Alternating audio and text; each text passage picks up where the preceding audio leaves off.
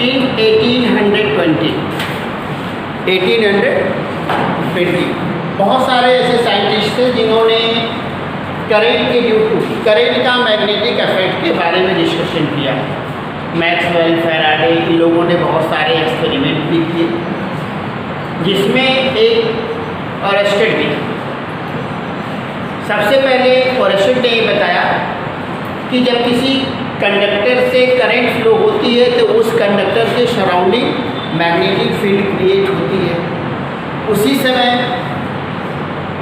Maxwell और Biot Savart's ने भी ये बताया कि जब किसी कंडक्टर से हम करंट फ्लो कराते हैं तो उसके सराउंडिंग एक मैग्नेटिक फील्ड क्रिएट होगी। तो अन्य लोगों ने यही बताया कि उसके सराउंडिंग एक मैग्नेटिक फील्ड क्रिएट होगी, लेकिन उस मैग्नेटिक फील्ड का मैग्नीट्यूड क्या होगा या उसे हम कैलकुलेट कैसे करेंगे, इसको बायोसेवर्ट्स ने इसको क्या दिया, बायोसेवर्ट्स ने दिया। तो बायोसेवर्ट्स ने कहा कि अगर कोई करंट कैरिंग कंडक्टर है, सपोज कीजिए एक्स और वाई, एक क्या है करंट कैरिंग कंडक्टर है जिससे करंट आई फ्लो हो रही, उससे करंट आई फ्लो हो रही है। तो इस करंट कैरिंग कंडक्टर से पर्टिकुलर डिस्टेंस पे पी पे किसी भी पॉइंट से, ये ओ है सपोज कर लीजिए पॉइंट, इस पॉइंट का करंट कैरिंग कंडक्टर से एंगल जो है वो क्या है, थीटा। ठीक, तो एक current carrying conductor long wire है, उसमें से अगर स्पान वायर में ड्यू टू जो करंट फ्लो हो रही है उसके ड्यू टू अगर मैग्नेटिक फील्ड को हम कैलकुलेट कर लें तो हम क्या कर सकते हैं, टोटल के ड्यू टू भी कैलकुलेट कर सकते हैं। तो सपोज कर लीजिए एक स्मॉल लेंथ जो डेल्टा एल है, जिसके ड्यू टू हम पॉइंट पी पे क्या कर रहे हैं, मैग्नेटिक फील्ड को कैलकुलेट कर रहे हैं, जो कि इस पॉइंट से आर डिस्टेंस पे, कितने डिस्टेंस पे, आर पे है। करंट कैरिंग कंडक्टर और इस पॉइंट्स को ज्वाइन करने वाली लाइन जो है उसके बीच का एंगल जो है वो क्या है, थीटा है। वायर की लेंथ हम जो स्मॉल लिए वो डेल्टा एल है, इससे फ्लो होने वाली करंट क्या है, आई। तो बायोसेवर्ट्स ने कहा कि जो करंट फ्लो हो रही है इससे कंडक्टर से, तो उस कंडक्टर से अगर करंट फ्लो हो रही है तो उसे पर्टिकुलर डिस्टेंस पे जो मैग्नेटिक फील्ड होगी, जो यहाँ पे लेंथ क्या लिया है, स्मॉल लेंथ लिया है, तो मैग्नेटिक फील्ड जो क्रिएट होगी वो भी क्या होगी, स्मॉल होगी। तो magnetic field delta be directly proportional होगी उस कंडक्टर से फ्लो होने वाले करंट। ठीक, इसको इक्वेशन नंबर फर्स्ट मेंशन कर दिया। फिर उसने कहा कि यही मैग्नेटिक फील्ड जो होगी, जो वायर की लेंथ ली गई है डेल्टा एल, उसके भी क्या होगा, डायरेक्टली प्रोपोर्शनल होगा। यही मैग्नेटिक फील्ड जो होगी, जो वायर करंट कैरिंग कंडक्टर और उस पॉइंट को ज्वाइन करने वाली लाइन है उसके बीच में जो एंगल है, उस एंगल के साइन के भी वह क्या होगा, डायरेक्टली प्रोपोर्शनल। फिर उन्होंने कहा कि यही मैग्नेटिक फील्ड जो होगी उस पॉइंट से करंट कैरिंग कंडक्टर में जो पॉइंट है उससे, और जिस पॉइंट पे फाइंड आउट करना है उस पॉइंट की डिस्टेंस जो है उसके स्क्वायर के इनवर्सली प्रोपोर्शनल होगा।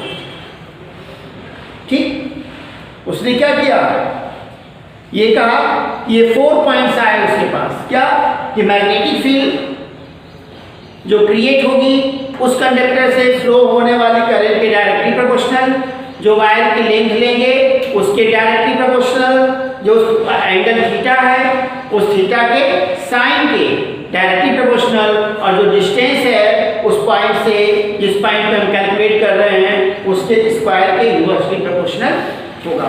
तो अगर सभी को हम कंबाइन करते हैं तो फ्रॉम इक्वेशन नंबर 1, 2, 3 एंड 4 हमें क्या मिलेगा?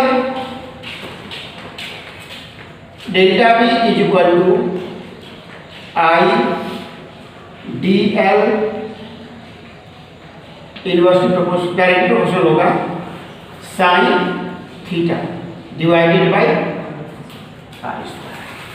ठीक, इसके लिए delta B is equal to K I D L sine theta divided by R square, where K is अ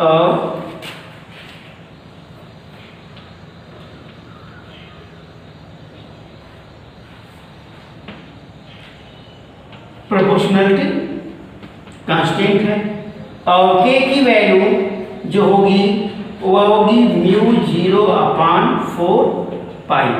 इसी की वैल्यू होगी 10⁻⁻7। उसकी वैल्यू क्या होगी? 10⁻⁻7 न्यूटन पर एम्पियर स्क्वायर, न्यूटन पर एम्पियर स्क्वायर। जहाँ पे म्यू जो है, केवल म्यू जो है वो परमेबिलिटी ऑफ दी मीडियम, जिस मीडियम में रखा गया है उसकी क्या है, वो परमेबिलिटी है। ठीक, अगर इसकी वैल्यू के लिए हम इसको ये भी मेंशन कर सकते हैं, delta B equal to mu 0 divided by 4 pi I D L sine theta divided by R square. अब देखिए, अगर इसे हम क्या कर लें, आर से मल्टीप्लाई कर लें और आर से डिवाइड कर लें, यह एक वेक्टर क्वांटिटी है, इसकी डायरेक्शन पर्टिकुलर होगी, तो इसको हम मेंशन कर सकते हैं mu 0 divided by 4 pi I D L R sine theta divided by R cube. ठीक, इसकी एक पर्टिकुलर डायरेक्शन होगी, चाहे तो इसी वैल्यू को मेंशन कर सकते हैं mu 0/4 pi I delta L cross R. ये दोनों क्या होंगे, वेक्टर क्वांटिटी हो गई और ये हो जाएगा आर मेंशन कर सकते हैं। दैट मीन्स जो लेंथ है वायर की वो और ये डिस्टेंस है, ये दोनों क्या है, वेक्टर क्वांटिटी होंगी। इनके ड्यू टू का डॉट प्रोडक्ट जो होगा ए क्रॉस बी की वैल्यू क्या होती है, A B sine theta I cap या एन कैप होती है, यूनिट वेक्टर होता है जो क्या करता है, उसकी डायरेक्शन को रिप्रेजेंट करता है। तो ये इसका वेक्टर फॉर्म है, ये क्या है, इसका वेक्टर फॉर्म है। अदर में आप इसको ये भी मेंशन कर सकते हैं या भी मेंशन कर सकते हैं। ठीक, इसके लिए जो मैग्नेटिक फील्ड क्रिएट होगी, अब यहाँ पे जो भी मैग्नेटिक फील्ड हमने लिया वो स्मॉल लिया, स्मॉल लेंथ की ड्यू टू है, तो अगर इसमें total net magnetic field B equal to क्या हो जाएगा, डी बी होगा, क्या होगा, डी बी। और ये क्या होगी, मैग्नेटिक फील्ड 0 से लेकर के कहाँ तक मेंशन की जाएगी, बी तक मेंशन की जाएगी। अगर इसी बी की वैल्यू को हम मेंशन करते हैं तो mu 0 divided by 4 pi I sine theta upon R square, ये वैल्यू हो जाएगी डी एल 0 से लेकर के टोटल लेंथ उसकी जो होगी एल। कोई लेंथ ही नहीं वेरी कर रही है, क्या वेरी कर रहा है उसका, लेंथ वेरी कर रही है, और थीटा की कंडीशन में थीटा जब परपेंडिकुलर होगा, अब इसके लिए थीटा को मेंशन किया जाए, अगर टोटल लेंथ है 0 से करके, तो इसकी वैल्यू को आप मेंशन कर सकते हो I L sine theta divided by R square. अब ये वैल्यू मैक्सिमम होगी, बी की वैल्यू क्या होगी, मैक्सिमम होगी। कब, जब थीटा मैक्सिमम होगा, साइन थीटा की वैल्यू जो मैक्सिमम होगी तब। तो साइन थीटा की वैल्यू मैक्सिमम किसके लिए होती है, पाई बाई 2 के। दैट मीन्स जब थीटा क्या होगा, pi by 2, that means 90 degree होगा, तो उस कंडीशन में मैग्नेटिक फील्ड जो होगी मैक्सिमम होगी। दैट मीन्स जो पॉइंट पी होगा, उस लाइन पे ज्वाइन करने वाली लाइन होगी, ज्वाइन करने वाली लाइन जो होगी उसके परपेंडिकुलर होगी, तब क्या होगी, मैग्नेटिक फील्ड जो होगी वो मैक्सिमम होगी। यहाँ पे एक्सप्लेनेशन कर सकते हैं, इतना max for theta equal to 90 degree. That means हम यहाँ पे लिख सकते हैं B equal to mu 0 I L upon R square, यही वैल्यू होगी।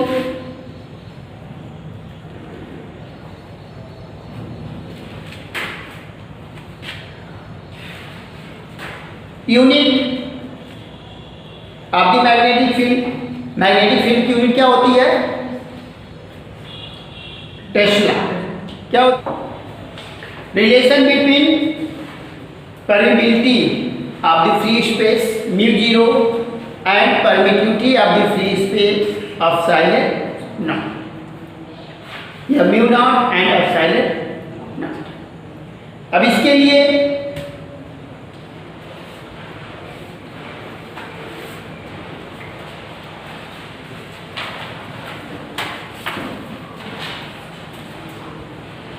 we know that पिछले नेक्स्ट इसके पहले वाले एग्जाम में आया था क्वेश्चन, इसकी वैल्यू फाइंड आउट करने के लिए 1 मार्क्स का। we know that what 1/4 pi epsilon naught equal to क्या है, 9.0 इंटू 10 टू द पावर 9, ये वैल्यू है। And mu 0 upon 4 pi equal to 10 to the power -7। Equation number first, equation number second, ये दोनों वैल्यू में मालूम है। इस वैल्यू को हम किस में पढ़े हैं, कूलम्ब्स लॉ में, ऐसे हम बायो-सेवर्ट्स लॉ ये नहीं पढ़े हैं। Dividing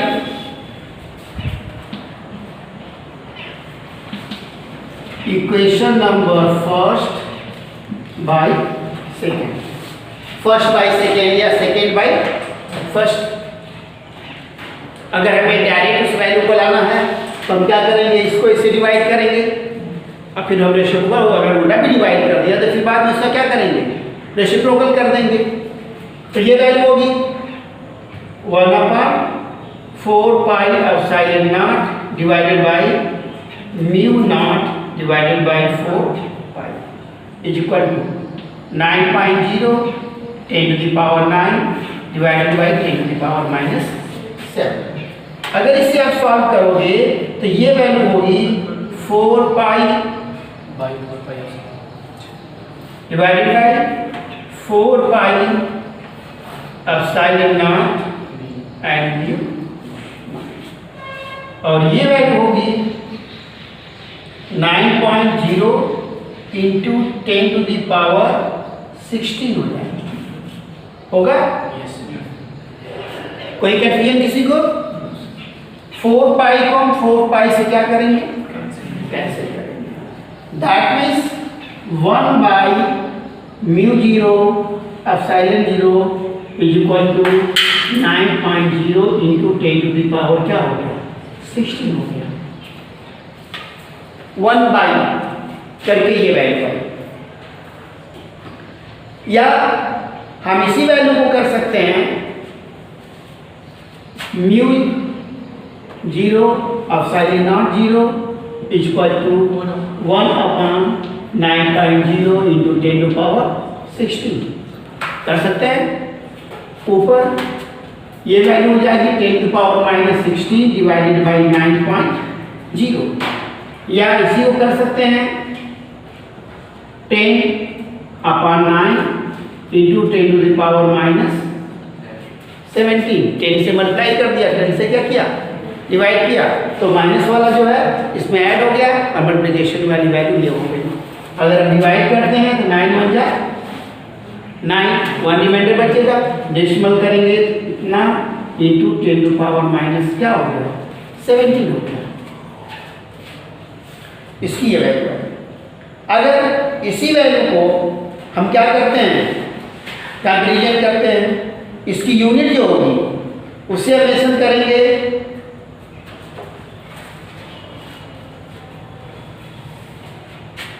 Coulomb square, metre square और एम्पीयर, ये दोनों माइनस में।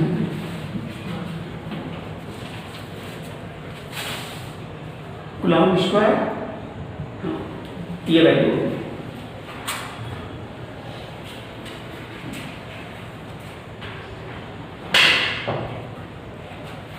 या एक चीज यहां पे तो ये वैल्यू आई, ठीक। इसकी न्यूमेरिकल वैल्यू है ना।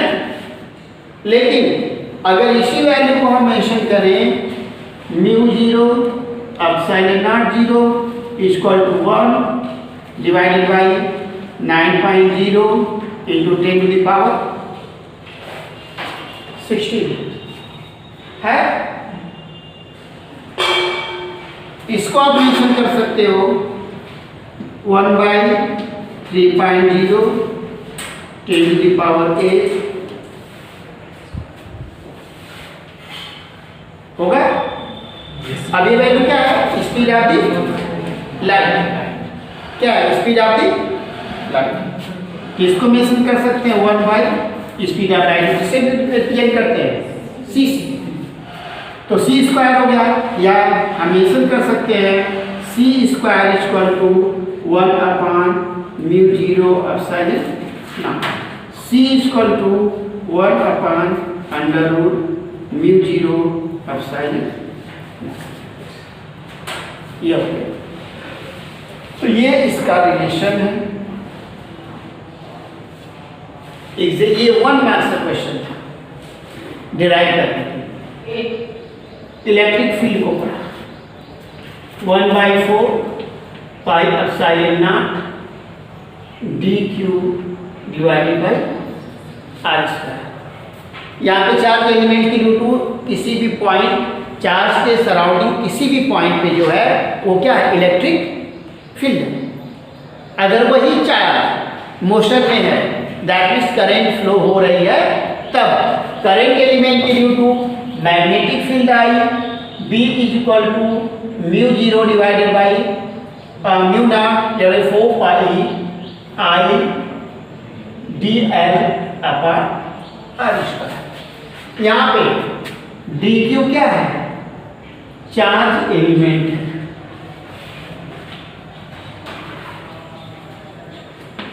और यहाँ पे IDL जो है ये क्या है, करंट एलिमेंट, ठीक। हाँ वो थीटा डायरेक्शन है ना उसकी परपेंडिकुलर, उसको हम मेंशन कर भी सकते हैं। नहीं वो तो वेरी कर रहा है, वो तो वेरी किससे हाय, तो लेकिन उस पे जो एग्जैक्टली जो फील्ड क्रिएट हो रही है, मैग्नेटिक फील्ड क्रिएट हो रही है, वो किसकी ड्यू टू हो रही है, करंट एलिमेंट की ड्यू टू हो रही है ना।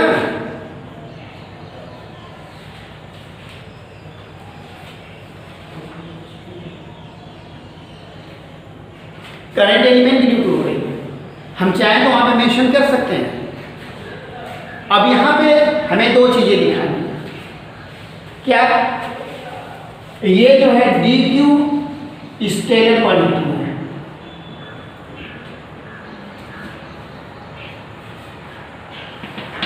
और आईडीएल जो है वो क्या है,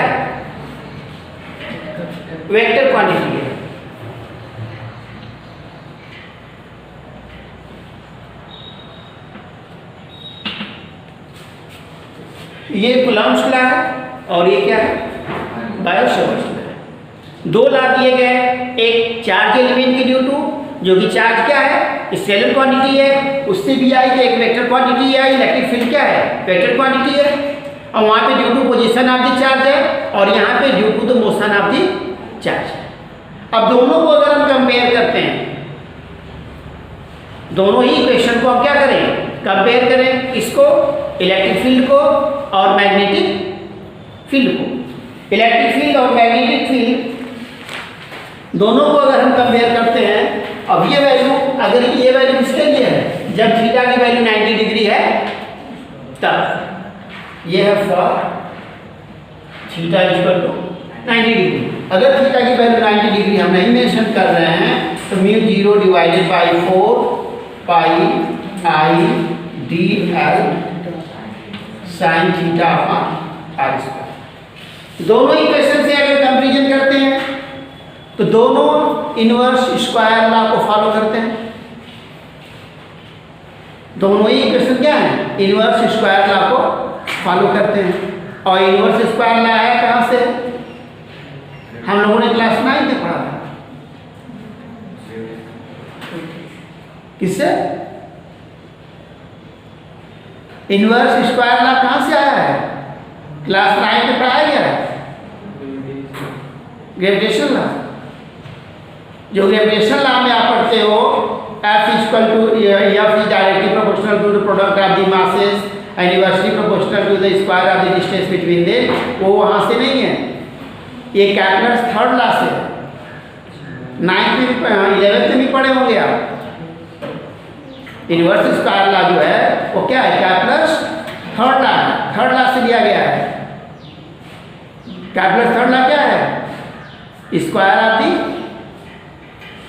time period, revolution of the time period is directly proportional to the cube of the mean distance between planet and sun, या मीन रेडियस करके दिया गया है। तो ये स्क्वायर, इनवर्स स्क्वायर लॉ जो है वही से लिया गया है, कैपलर्स थर्ड लॉ से। तो ये दोनों ही क्या फॉलो करते हैं, इनवर्स स्क्वायर लॉ को फॉलो करते हैं। लेकिन फर्स्ट में जो फील्ड क्रिएट हो रही है due to the position of the charge element, जो क्या है, एक स्केलर क्वांटिटी है, और सेकेंड में due to current element due to the flow of the charge, उसी चार्ज के मोशन के ड्यू टू जो हो रही है। तो फर्स्ट वाले को कूलम्ब्स लॉ दिया गया और सेकेंड वाले को बायो-सेवर्ट्स लॉ, मतलब एक ही, दोनों चार्ज की ड्यू टू है, दोनों ही फील्ड क्रिएट हो रही हैं।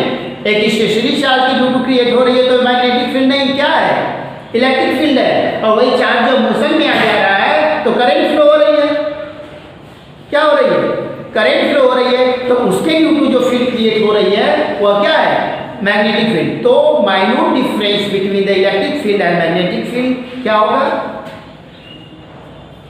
both are created due to the charge, but magnetic electric field created surrounding a stationary charge, but magnetic field create surrounding the moving charge या current।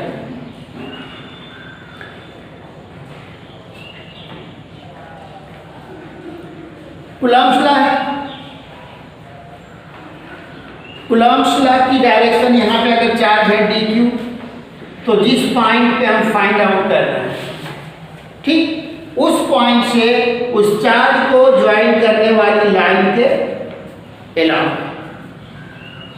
है ना।